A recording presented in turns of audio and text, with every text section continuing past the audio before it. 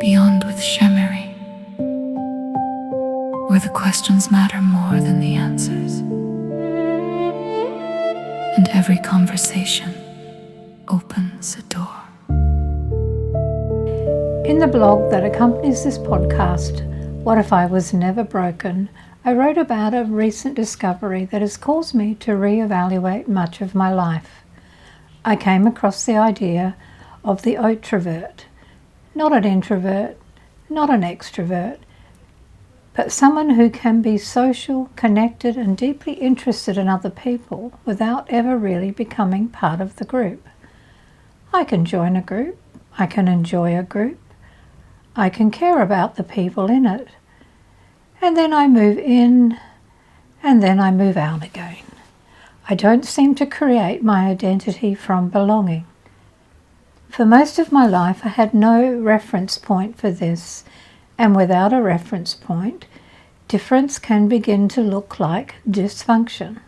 If everyone around you seems to experience belonging, family, relationships, and intimacy in one way, and you experience them differently, it is very easy to conclude that perhaps you are the one who is not doing it properly.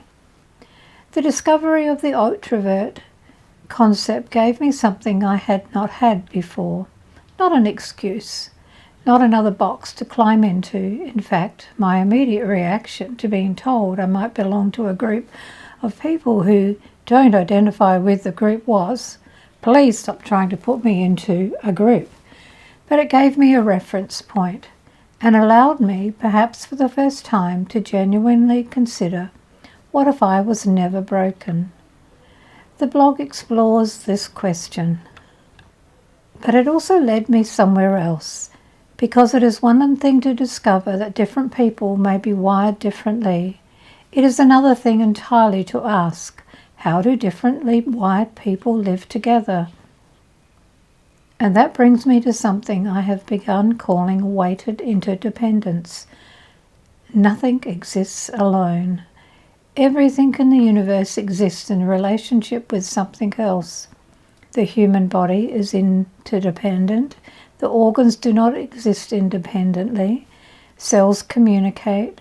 Hormones affect systems far from where they were produced. Microbes live in and on us. Our nervous system responds to our environment. Our body depends on air, water, nutrients, temperature, gravity, and countless other conditions we barely think about. Nature is interdependent. Soil, fungi, trees, insects, animals, water, weather, predators, prey. Life exists through relationship. Even the things we imagine are independent are part of systems. Nothing simply stands alone. But interdependence does not mean that everything gets and receives exactly the same amount or exactly the same time. Nature is not a 50-50 spreadsheet. A healthy system is not perfectly equal in every moment. Sometimes one part needs more. Sometimes another part gives more. There are seasons of growth, seasons of rest, seasons of abundance, times of scarcity. Things die and feed other things. Populations rise and fall. Systems adjust. The balance is alive. It moves, it rebalances. So perhaps the question is not whether a system is equally balanced in every moment. Perhaps the question is, can the weight move when one need becomes the center of gravity? Humans are part of nature, but we have a remarkable habit of behaving as though we are the point of nature. We call ourselves interdependent while repeatedly weighting the system toward human need. A forest becomes valuable because we need timber. A river becomes valuable because we need water. Animals are often valued according to what they provide, threaten, or inconvenience.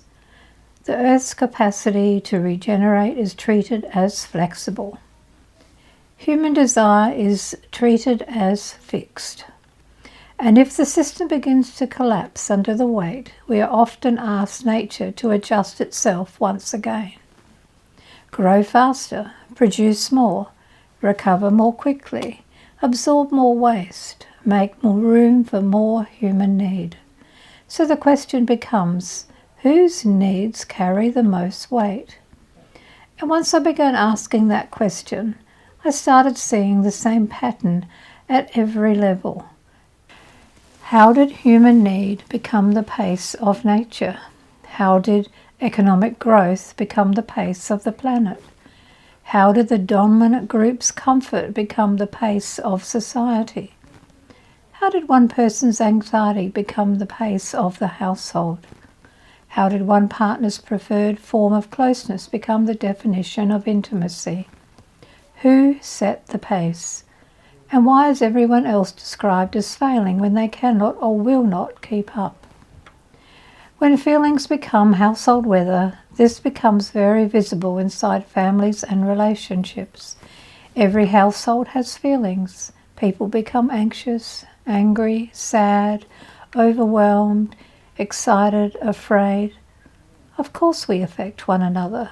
The idea that we should all regulate ourselves so completely that nobody's emotional state ever affects anyone else is another form of forced independence. It is not how humans work. But there is a difference between affecting the people around you and becoming the permanent weather system they must live inside. In some household, one person's anxiety changes everyone's plans. One person's mood changes the atmosphere. One person's disappointment requires immediate attention. One person's need becomes urgent. One person's internal world becomes the reference point around which everyone else must organize. The other people in the household may still have feelings and needs, but somehow theirs carry less weight. They become the people who adjust, who understand, wait, accommodate, soothe and anticipate. And eventually the system can look interdependent while being heavily weighted toward one person. That person may not be cruel. They may genuinely care. But I have come to believe there is an important difference between caring internally and care that becomes action. You can care deeply about someone and still fail to factor them into your decisions. You can love someone and still expect their life to organize itself around yours. You can feel terrible that someone is hurt while doing nothing differently.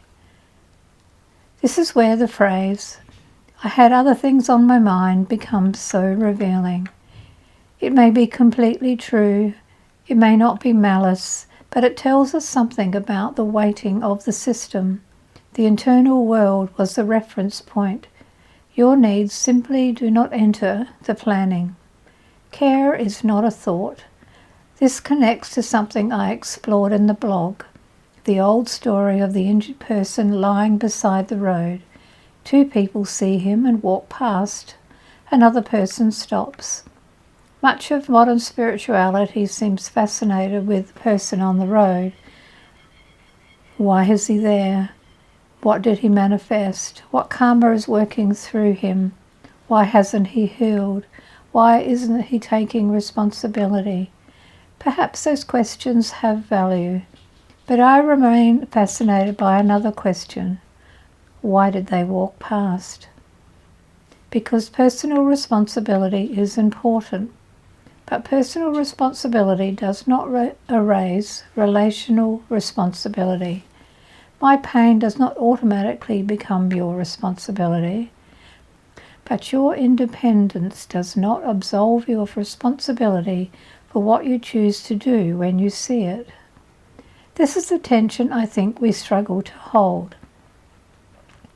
We tend to move between extremes: dependence, codependence, forced independence. In the case of dependence, I need you to carry my weight. My well-being depends on you. My emotions become your responsibility. My needs become the center. So then there is codependence. And it says, I will carry your weight if you carry mine. I will manage your okay, you manage my okay. We become so entangled that it becomes difficult to know where one person ends and the other begins. Then many people react against this by moving into forced independence. I need nobody. Everyone is responsible for themselves. Your pain is yours, my pain is mine.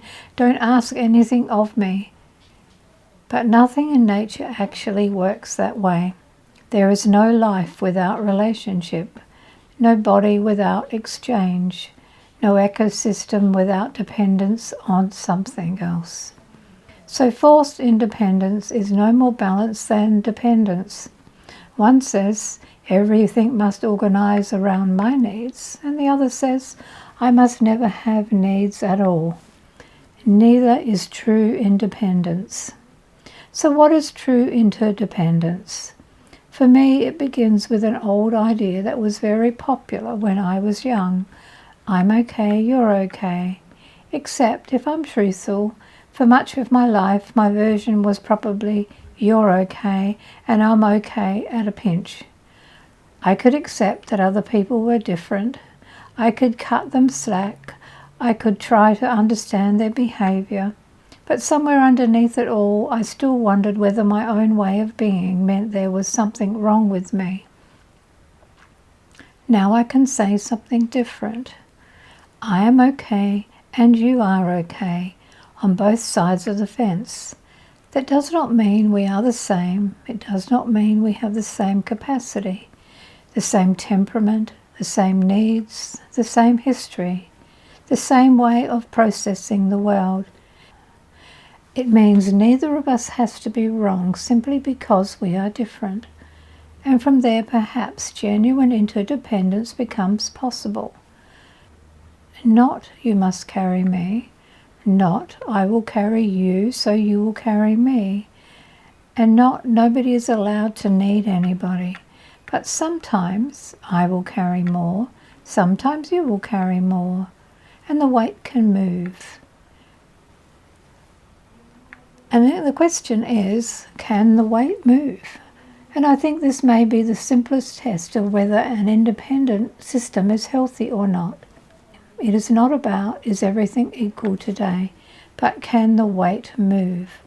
When someone is ill, of course, they may need more. When someone is grieving, exhausted or overwhelmed, of course the system may temporarily organize around them. This is not dysfunction. This is interdependence doing its job. The problem is when the temporary waiting becomes the permanent architecture. One person is always the carer. One person is always the cared for. One person is always the emotional weather. One person is always the thermostat. And one person sets the pace. Then the other person is expected to keep up. So I think we can ask, can the person who usually needs less be allowed to need more? Can the carer become the cared for? Can one person's feelings take priority today without becoming the permanent climate of the household? Can someone receive care without immediately having to care for the person who is caring for them? Can a system notice when one part is carrying too much? Can it adjust? Can it rebalance? Can the weight move? And so the question becomes, how did your pace become our pace? There is a very ordinary example from my own life that has become surprisingly useful metaphor. When two people go walking together, one person may naturally walk faster, the other walks more slowly. And very easily, without everyone consciously deciding it, the faster person's pace becomes our pace. The slower person is now lagging behind. They are the one who is failing to keep up. But I find myself asking, how did your pace become our pace? Why wasn't my pace chosen? Why wasn't there a pace somewhere between the two? Why was there no conversation? Who decided what togetherness was supposed to look like? This is about much more than walking. In relationships, one person's preferred amount of touch can become the correct amount of touch. One person's desire to share activities can become the measure of closeness. One person's need for agreement can become the measure of loyalty. One person's anxiety can determine the day's plans. One person's version of love can become the test the other person must pass. And the person who does not naturally move at the pace becomes the problem. Either they're distant, difficult, uncaring, too independent, not affectionate enough, not trying hard enough. But perhaps the question was never, why can't they keep up? Perhaps it was, who decided this was the pace? And this has also changed how I think about intimacy. I have realized that I'm capable of receiving deeply, but I struggle when connection contains an unspoken command. Prove you love me. Touch me so I know I'm loved. Agree with me so I know we are connected. Do this with me so I know we are we. Match my pace so I know you have not rejected me. The problem is not necessarily the touch, the activity, the agreement, the togetherness. The problem is the hidden invoice, because once connection becomes proof, it is no longer entirely chosen. And for me, choice matters. I can receive a genuinely caring massage completely. The roles are clear. The person giving the massage is confident in what they do. They do not need me to reassure them while they care for me. They do not need anything emotional back. For that time period, I'm allowed to receive fully. And this has made me wonder. Perhaps some of us do not struggle to receive care. Perhaps we struggle to receive care that will still require us to carry the other person's giving of it.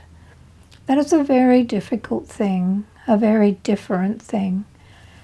There is another side to this.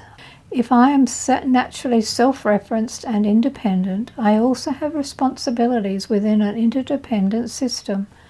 I cannot expect another person to read a need I refuse to make visible. I cannot say I need nothing and then resent people for believing me. I cannot insist on complete autonomy and then expect connection to somehow maintain itself without my participation. True interdependence asks something of everyone. For a person whose needs often dominate, it may mean learning not to make every internal state the weather. For the carer, it may mean learning to stop caring before resentment becomes the only way the weight gets put down.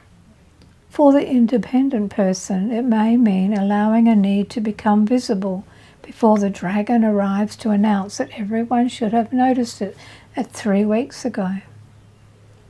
Yes, even the dragon has responsibilities too.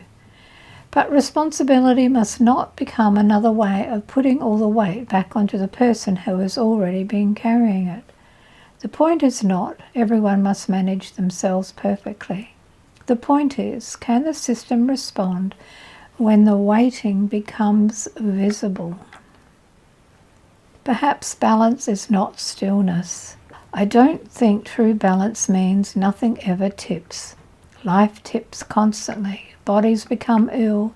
People grieve. Children need more than adults. Relationships go through seasons. Ecosystems change. Some days we give. Some days we receive. Perhaps balance is not stillness. Perhaps balance is the capacity to respond, to notice, to adjust, to allow the weight to move. So perhaps the question for our relationships, our families, our communities, our spiritual beliefs, and even our relationship with the planet is not, is everyone carrying exactly the same amount?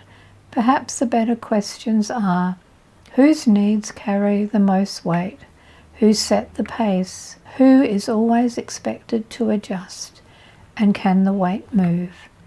Because I am okay and you are okay. Neither of us needs to disappear into the other. Neither of us needs to become a permanent center of gravity. Sometimes I will need you, sometimes you will need me, sometimes we will walk together, and sometimes we may walk at different speeds. And perhaps true interdependence begins when neither of us assumes that our own pace is automatically the one the other person should follow. So thank you for joining me on Journeys Beyond with Shamarie. Until next time, perhaps notice the systems you are part of, not to judge them, just to become curious. Whose needs carry the most weight? And perhaps the most important question of all, can the weight move?